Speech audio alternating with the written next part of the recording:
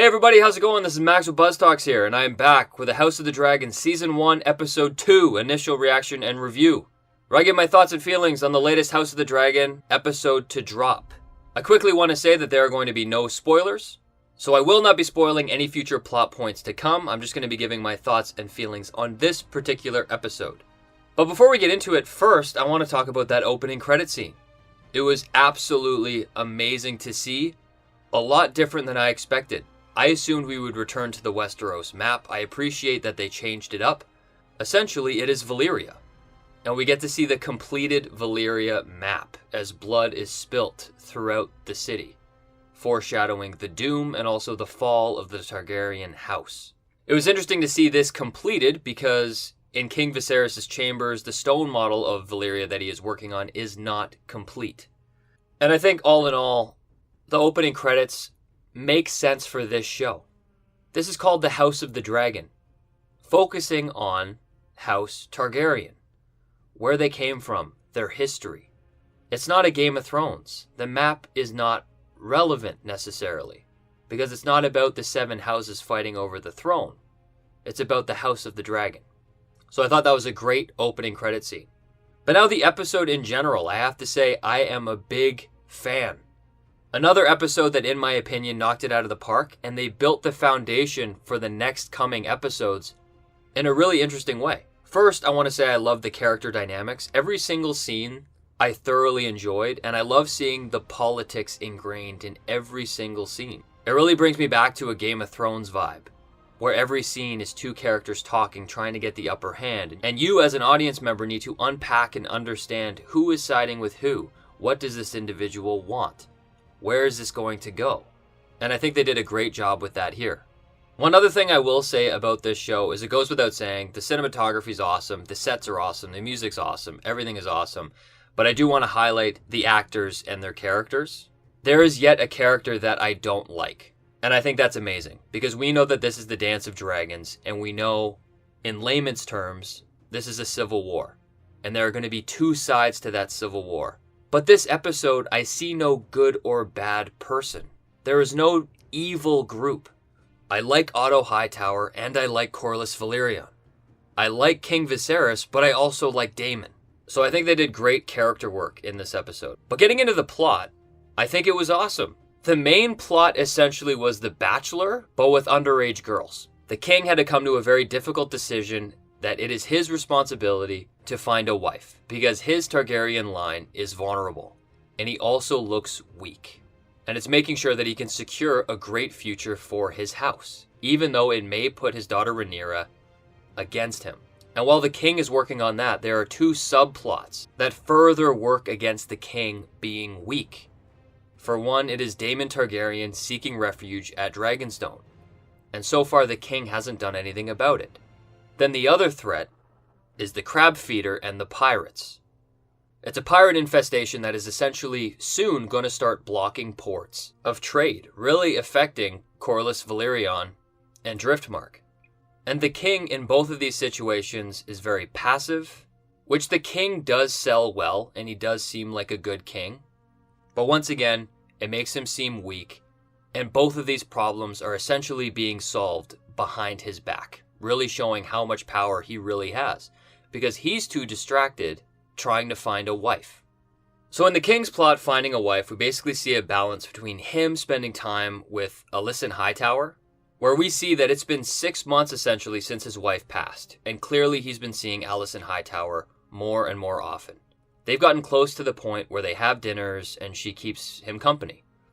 I think a great symbolism of the show was when King Viserys dropped his stone dragon, and what was left was a broken dragon, and that's the king. He lost his wife, he lost his son, and in comes Alison Hightower fixing the dragon, and that's exactly what it symbolizes. It was a broken king with no male heirs, and she is fixing him as a dragon.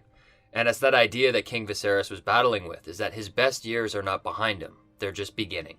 And that's where we see the political strategy of Otto Hightower. In episode 1, he started having his daughter visiting King Viserys, making sure she dressed in her mother's clothes, looking more desirable, clearly illustrating that he wanted his daughter to start to woo the king. So from the last episode and this episode, Otto Hightower has been playing chess, introducing his daughter to the king without explicitly saying that the king needs to wed one day. He just slowly laid the foundation. Because when new threats came in, like Corlys Valerion and the Queen Who Never Was, with their offer to wed their daughter, the king has already built an attachment to Alison Hightower. And that's why I think in this situation, Otto Hightower was so politically ahead in this situation. Because the king's second suitor came along, Corlys Valerion's daughter, and she checks all the boxes. She has Targaryen blood, she has the blood of the dragon, she comes from the richest house. It would strengthen the king's most important ally in Corlys Valerion, who is the master of ships, who owns a significant portion of the king's fleet. But because of Otto Hightower's political maneuvering, and because Corlys Valerion's daughter is 12 years old, Alison Hightower ended up being selected to wed the king. And that put the king in a very peculiar position. Corlys Valerion is obviously furious, because the obvious choice was to wed his daughter. So you can see there's already a rift parting between House Valerion and the king, justifying Corlys Valerion reaching out to Daemon Targaryen, choosing the younger brother to try and solve his problems. Because as I said, Corlys is so proud that he doesn't like to look up at the king. He is a proud man who's built his house, and he wants his family to have the highest seat of power. And at this point, he sees it through Daemon Targaryen. So we see that they are going to fix this pirate issue on their own accord, without the king's help, going against his wishes. So you can see the beginning of an alliance starting to form. The one thing I will say about Daemon Targaryen that I loved was he told Corlys that he is allowed to speak badly about his brother, and Corlys is not allowed to. And I think we see that with Daemon a lot, is he does a lot of things that are very rash and extreme, but he also has a weird honor to him. So that's the first subplot taken care of. Because the king chose to marry Alicent, he essentially lost control of Corlys Valerion and is now not even in control of what is going to happen in the free cities of Essos and what will happen to those pirates. We see him also losing control with his daughter Rhaenyra. And this was a great episode for Rhaenyra. She's my favorite character so far. And I love her so much as a character because she isn't just a Daenerys Targaryen copy. She clearly is a different character. She's a sophisticated character. She's very intelligent. And she has more of that fire and leadership than her father does. The show made a point of showing us Rhaenyra sitting in on multiple King's Council meetings. And Rhaenyra suggested taking dragon riders and showing strength against the pirates. You don't need to go to war, you just have to show strength. And I think Rhaenyra's suggestion in some way is going to manifest in Corlys Valerion and Daemon's plan to fend off these pirates. We also see Rhaenyra in more leadership positions. She has to pick a new Kingsguard. And she basically boils them all down to who has actually fought in real combat. And she chooses the one Dornish soldier who defeated Daemon Targaryen last episode. And it was a great dynamic between Rhaenyra and Otto Hightower, because Otto looks at the politics. We want to pick this man for the Kingsguard because we can build an alliance with this family house, earn respect, get claim over this land, yada yada yada. Whereas Rhaenyra is purely for the family. She wants to pick the strongest soldier to protect her father. And then when Daemon took the dragon egg that was meant for Balon, the king's son, Rhaenyra went against the orders of her father and ended up getting the egg back, when tensions seemed to be rising between Otto and Daemon.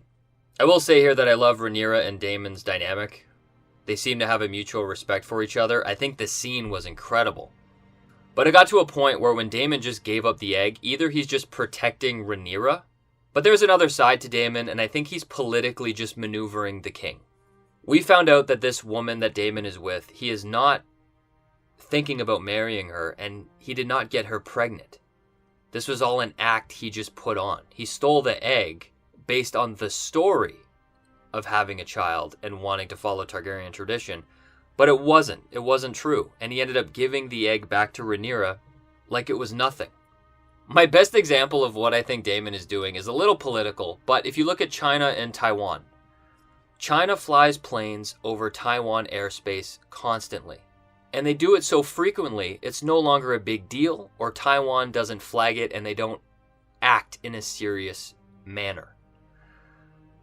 I think Daemon here is essentially poking the bear. He's poking the king. The more he pokes the king, the more weak he looks, the more he's able to get away with. And Daemon has said over and over again, he thinks his brother is a weak king. And I think that's a big shock he got from Rhaenyra. Because as Daemon was talking to Otto during this standoff, he said the king's not here. How can you respect a king who doesn't show up? But Rhaenyra does. And I think because of that, she has Daemon's respect. Because she's really ended up proving herself as a woman that she can truly lead. So I'd love to see where Rhaenyra's character goes in the future. She's clearly shown that she's already a very strong character. At this point, she's probably going to hold a lot of resentment towards her dad. Even though she knew he was supposed to marry, I don't think she expected it to be her friend. And I think we're going to slowly start to see a divide between Alison Hightower and Rhaenyra Targaryen. But that is my long reaction and review to House of the Dragon Episode 2. Please let me know what you thought about this episode in the comment section down below. But until next time, I'll see you guys later.